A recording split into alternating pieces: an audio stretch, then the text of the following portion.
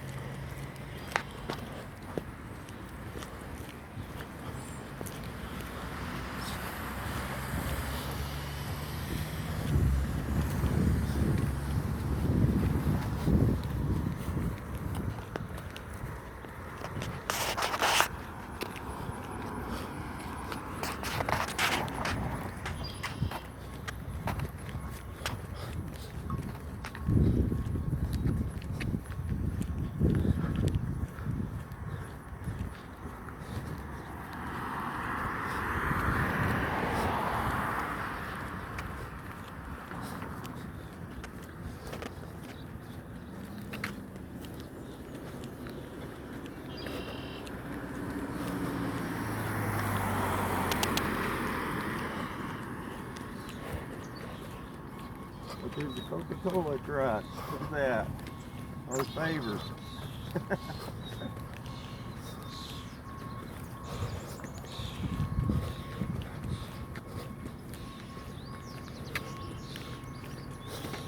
Look at this. We have a cluster of geese coming up. Check that out. Get on the road down there.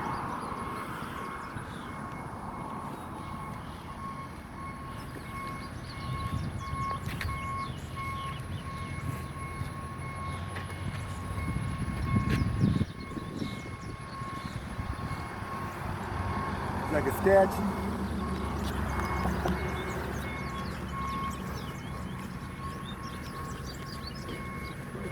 Pretty good, guys.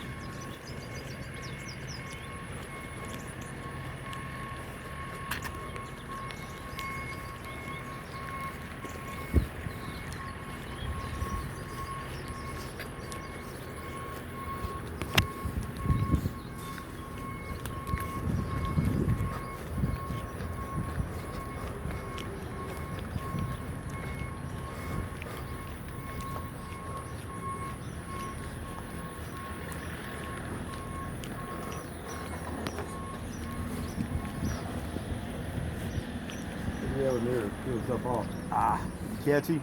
He's thinking the dirt, which is up in his feathers.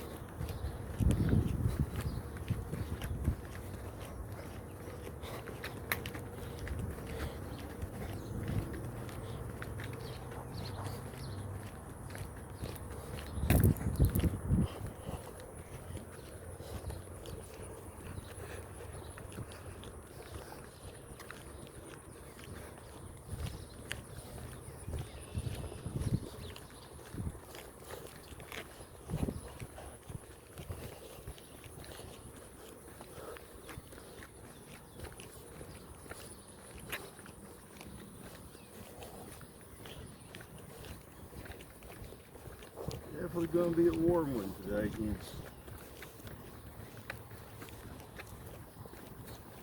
Good swimming weather.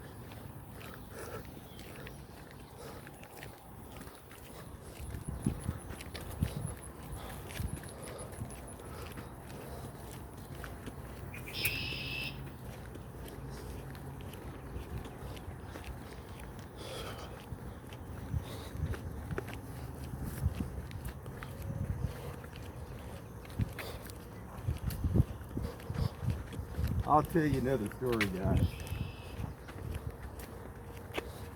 When I graduated out of high school, I did lifeguarding for a little while.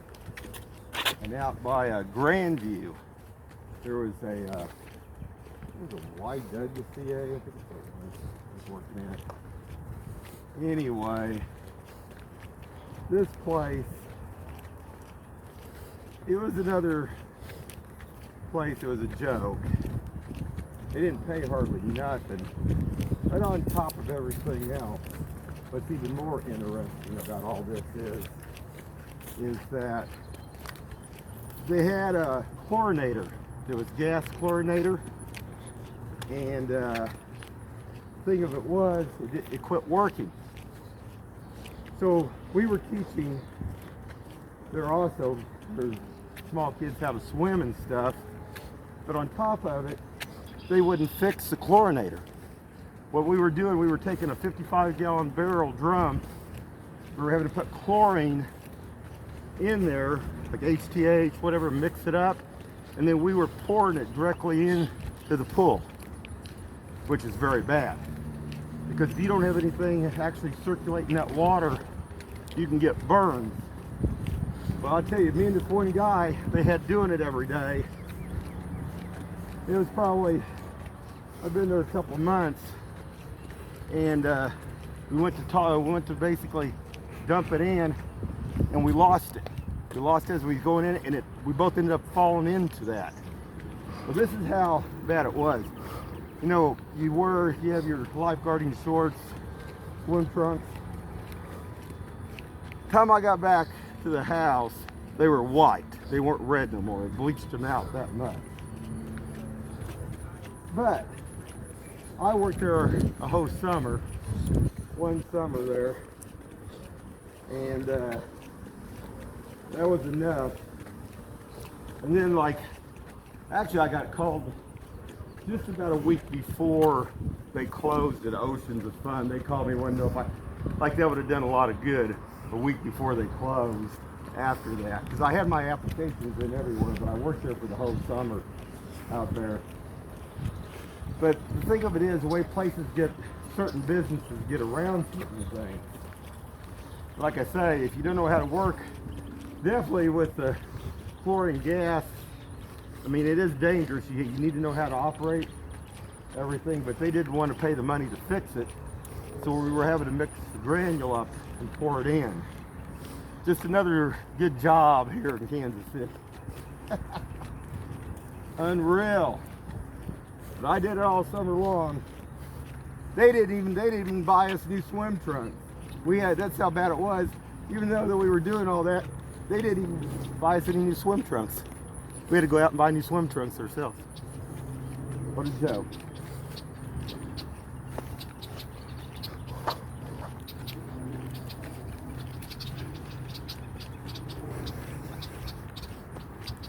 Him.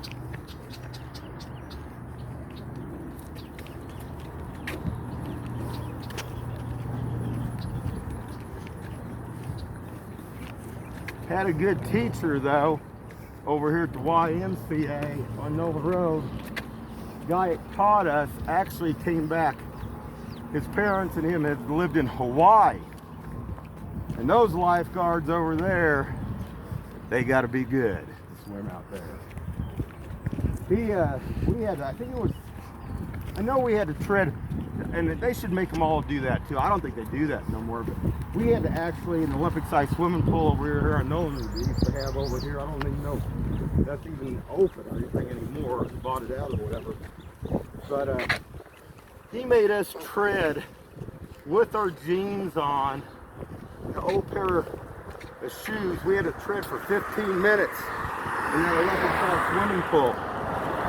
Now, we trained for, I don't know, it was like about 7 or 10 weeks there. You could go anytime, we could go anytime and work out more and stuff, and it didn't cost anything other than, well, we did to take the test and be trained.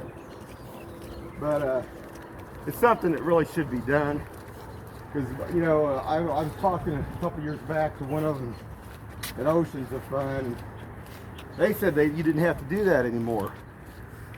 I mean, this guy, he went to the extreme, but you gotta understand, the undertow's out there in Hawaii and stuff.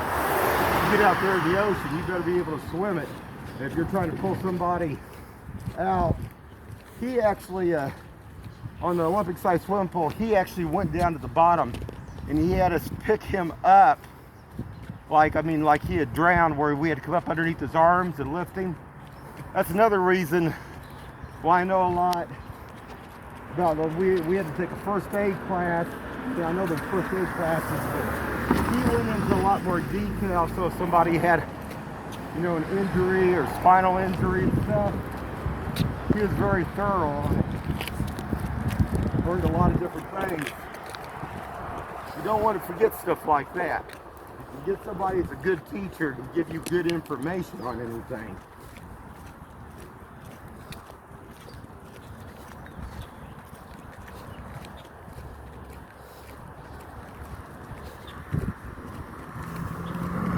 People don't realize too, when it comes to drowning, if people go to drown, you know, there ain't nothing more dangerous than a person trying to pull you under. So you have to be careful. But it actually is hard to drown if people wouldn't panic. And everybody should actually learn how to swim. I mean, it can take up to 2 minutes to splash around before they go down under completely. A lot of people don't realize that. Another thing, if you're trying to pull somebody across, say a pool or whatever, pull them in, if you got a person, and you take a fat person that's heavy, overweight, and you take a person that's long and tall, say I had a friend that was about 6'4", a black friend of mine I went to school with. The thing of it is, if you're trying to pull somebody across the water, somebody that's fat is easier to pull across than somebody that's long and lanky. Now we had to pull them across the Olympic-sized swimming pool like 2 times in a row. A lot of people don't realize that. So to be able to qualify, to be able to pass his test that he had us do, pretty much I think he had us whatever he could do to test this for, like what if you were actually in Hawaii and taking the test there. Awesome. Yeah, it was pretty cool.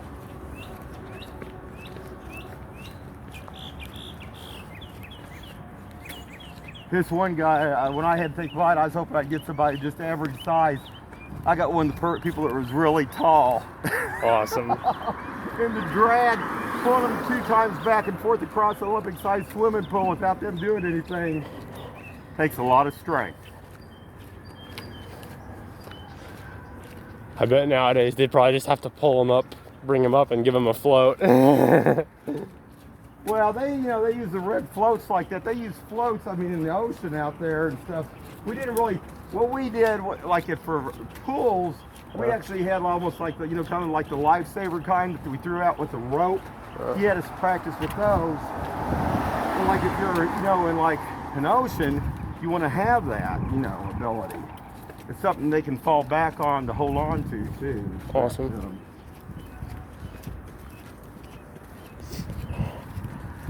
But boy, I tell you, I remember that tread and everybody had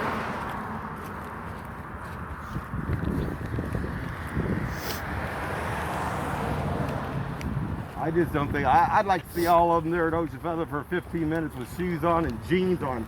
God, that was heavy doing that. We did it. 15 minutes is a long time.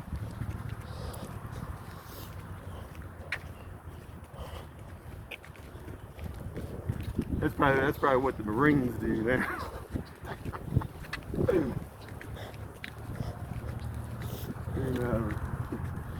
What about the Navy? Yeah, well, what I'm saying, they have twice as much when it comes to basic.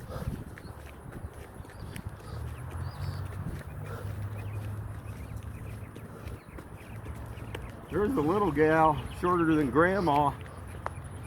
Grandma's like 5 foot. This one gal, she took it, she was 4'8", and she made it.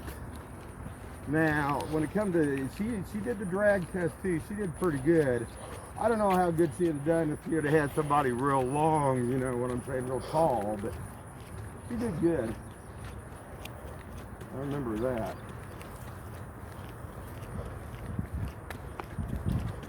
we had to go to 2 different places too.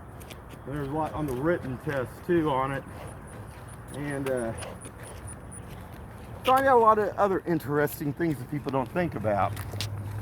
Like some way Disneyland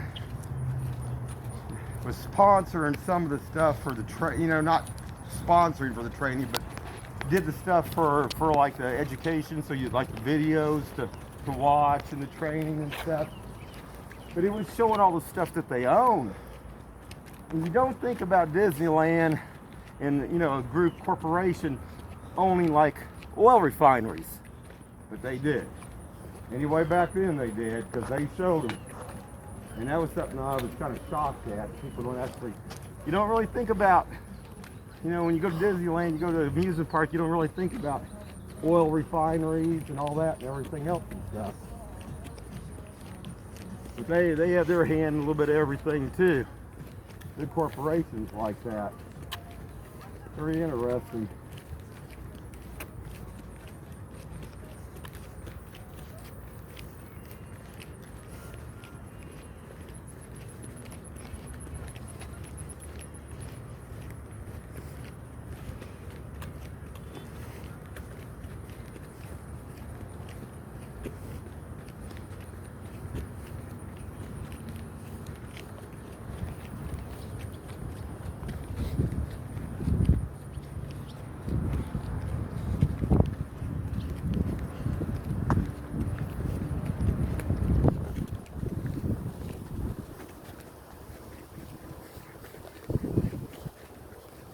Picture of the sky up there. It was like a painted sky, doesn't it? Pretty wild with those fluffy clouds. Can you give an update on the squirrel? Yes, one of the squirrels was back at the garden this morning. He was looking. He didn't know if he should go east or if he should go west, because he was looking between the tomato plants and he was looking between the corn, what was left of it. Funny.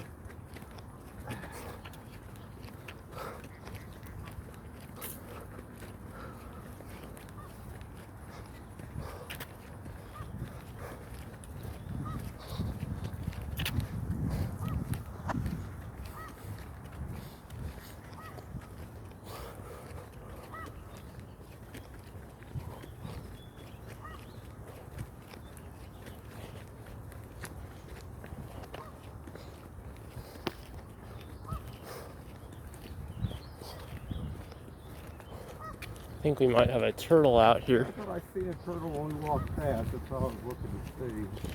When we get up here, Little baby. check it out and see if it's there. I think it is. I think he's got one. There's one there, right here. See? Zoom in on him.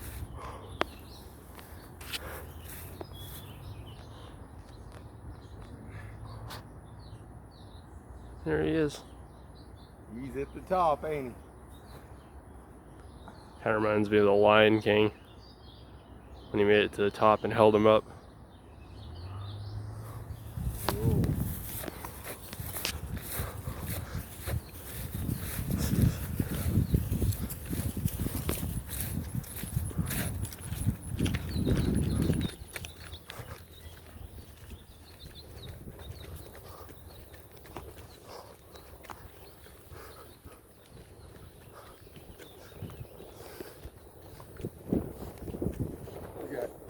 We got another worm.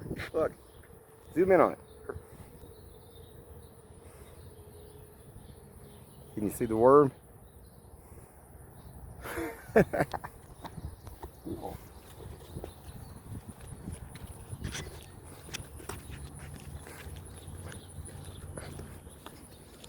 What time we got, guys? 11:39. Yeah, but I mean, how long we've been walking? 19 minutes. We're almost up.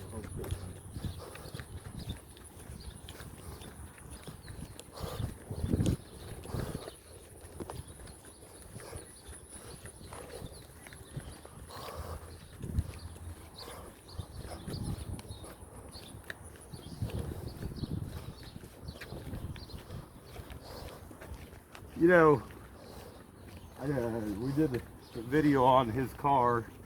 I'm still checking on it, make sure everything's still going okay. You can't really trust electrical problems because you never know if you got them fixed for a week or two. It can always be something else.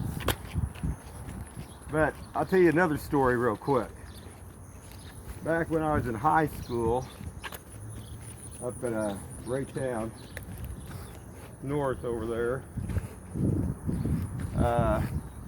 one summer I was going to Votech anyway, and I rebuilt my first truck engine when I was 14 years old,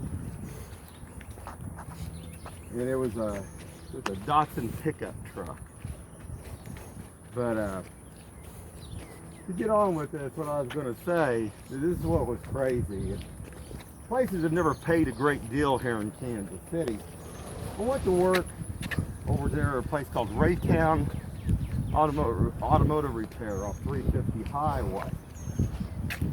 And somebody, still good people here, right? Had stolen 2 new Dodge Chargers at basically a car lot. And they had actually ran them through a cornfield. Well, what had happened, these Chargers, for some reason, had got hot. And the wiring harnesses on them had burned up. And what had caused that, I can't tell you. So, I went to work there. They wanted to see what kind of work I could do. Okay, first day, went in there. I was getting paid, I think it was either $3.50 or $3.75 an hour. That's all I was getting paid there. And the first day, I got one wiring harness put on, and then I had the other half on. Second day, I had the other one on. And I worked there for just about a week, because I wanted to see that once I showed them what I could do, the work that I could do, and how quick I was and everything. Didn't matter, guys. You know, you can work harder and harder and harder on certain things, but you know, there you go again. I made more money working at a Toys R Us than I did there. I mean, what kind of satisfaction is that? But you know, when you show somebody how good you are and what you can do, and you do a good job, and they don't think anything of it, you know, if you're working for a business, it doesn't really do much good because nothing's gonna advance.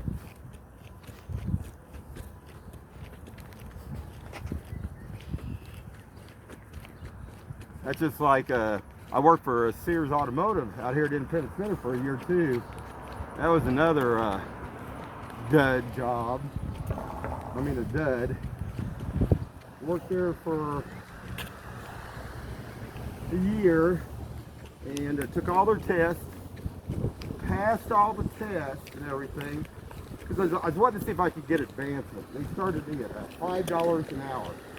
You know what $5 an hour is back then? Mid-80s? What that clears? That's only $166 clear a week.